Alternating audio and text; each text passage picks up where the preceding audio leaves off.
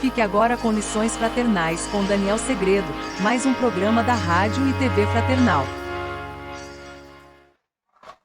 Oi, meus amigos, minhas amigas da Rádio e TV Fraternal, muito bem-vindos, que bom revê-los aqui, mais um capítulo do Lições Fraternais, esse programa que tem o intuito da gente fazer uma reflexão junto acerca de um livro espírita que nos remete à interpretação das nossas atitudes em relação àquilo que Jesus nos falou. Como toda aula eu falo, como todo o nosso encontro eu falo, estamos lendo o livro Palavra de Vida Eterna, e hoje nós já chegamos lá no capítulo 28.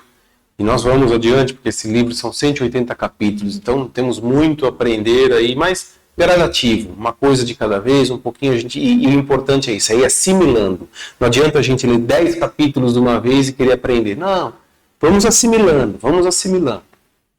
Então hoje o capítulo 28, na conquista da liberdade.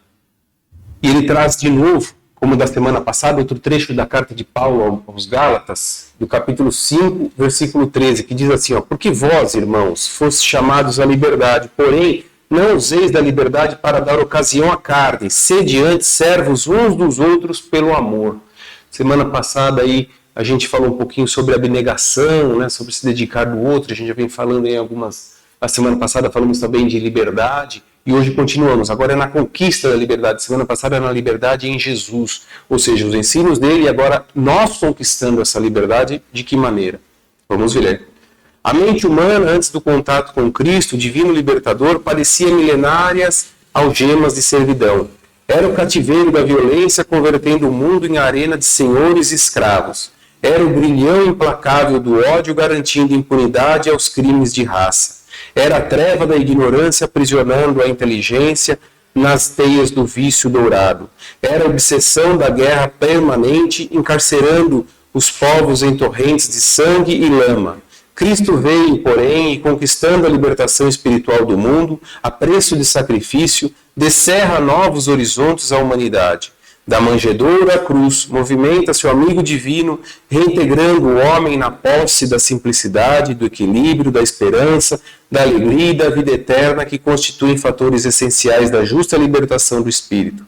Devemos, pois, ao Senhor a felicidade de nossa gradativa independência para a imortalidade. Entretanto, para atingir a glória divina a que estamos destinados, é preciso saibamos renunciar conscientemente à nossa própria emancipação, sustentando-nos ao serviço espontâneo em favor dos outros, porquanto somente através da nossa voluntária rendição ao dever, por amor aos nossos próprios deveres, é que realmente alcançaremos a auréola da liberdade vitoriosa.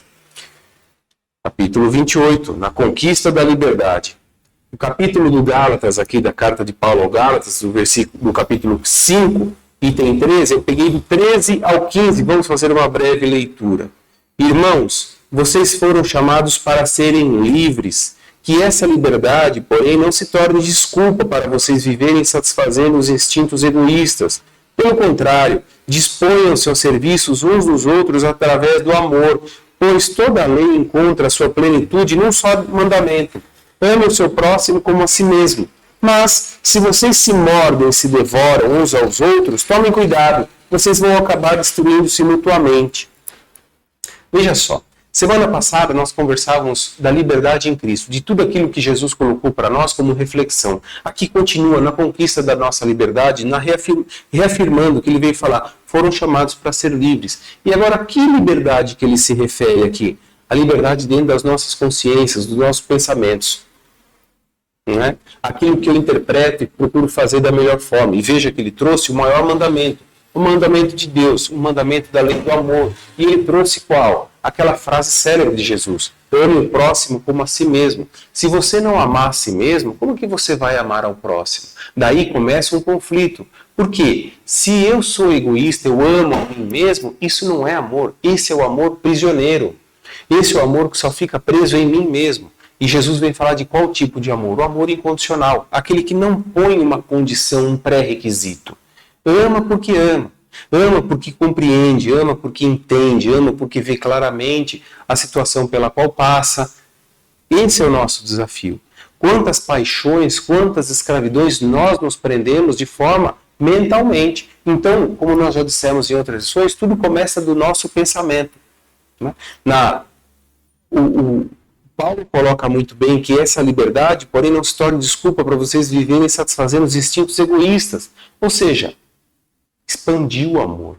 Quando eu falo do amor paternal, o amor fraternal, o amor maternal, é o amor que a mãe e o pai têm aos filhos, os irmãos, aquele ambiente. Esse nós entendemos, um pai que ama verdadeiramente um filho, uma filha, ele ama incondicionalmente, da mesma proporção, a mãe. Mas, se ficarmos só no reduto do amor desses que não são próximos, desses que vieram na caminhada conosco por uma questão familiar, qual o mérito que nós temos? É válido, claro, mas é esse o desafio, expandir esse amor. Essa é a liberdade que ele está falando. Essa é a liberdade de consciência para não ficar presos em pensamentos, em comparações. Nós temos hábito de ficar comparando os sofrimentos, mas veja que todos os sentimentos que Jesus nos trouxe, os bons sentimentos que eles nos ensinam, para que deixemos os maus sentimentos, você mede quanto é o amor de um pai e de uma mãe por um filho, né? Percebe? Então isso a gente não tem como medir, mas as nossas dores, os nossos sofrimentos, muitas das vezes nós nos colocamos a título de comparação uns com os outros. Quando na verdade o que vai fazer a distinção é a liberdade que existe em nós para interpretar a vida da melhor maneira possível e conduzi-la conforme a interpretação que eu tenho dos ensinos de Jesus aplicando no meu dia a dia. É aí que vai entrar a questão. É difícil, mas é como a gente sempre fala, são os nossos desafios. Quando Jesus por aqui passou, como nós já vimos há pouco, ainda que ele foi condenado, ainda que ele era acusado, ainda que ele foi, quando visto na cruz, foi zombado dizendo, não era o rei dos reis, não salvava os outros, salva-te a ti mesmo e desce daí. Foi questionado, foi impugnado. Né? E hoje nós vemos o quê? O que ele mais fez ao longo do tempo, se não servir? É o texto no Palavras de Vida Eterna que o Emmanuel também nos traz. Servir. Porque amar é servir. Amar é estar pronto para o próximo. Mas quanto eu estou disposto a estar pronto ao próximo? Não estudamos há pouco a abnegação, como eu disse no início? É um desafio difícil, é uma pegada difícil, mas se a gente não enfrentar esses desafios, a gente não sai do lugar, concorda? Então, claro, não precisa partir de amanhã se abnegar totalmente, mas aos poucos, gradativamente, percebendo que o amor, quanto mais se doa, mais se tem. É assim que a gente vai compreendendo. É claro que no primeiro momento, repito, é difícil, mas é o desafio lançado para todos nós. É gradativo, é pouco a pouco, mas essa é a caminhada que nós temos que ir trilhando, né? Que eu reconheça esse amor em mim mesmo, não um amor egoístico, um amor adoentado, na verdade. O ódio, o que é o ódio? O ódio é o amor que adoeceu. Então eu vim com o escopo de curá-lo. E como que eu vou curá-lo?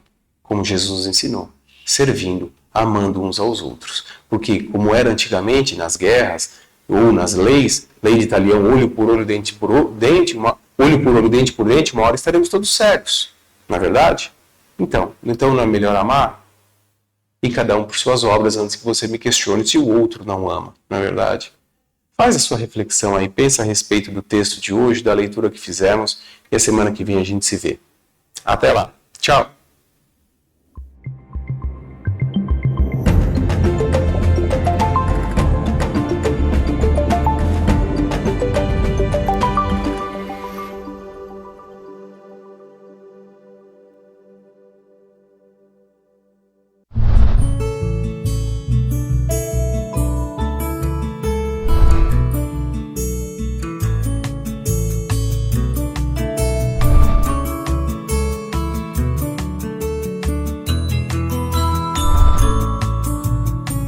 Você assistiu Lições Fraternais com Daniel Segredo, mais um programa da Rádio e TV Fraternal, sempre em sintonia com você.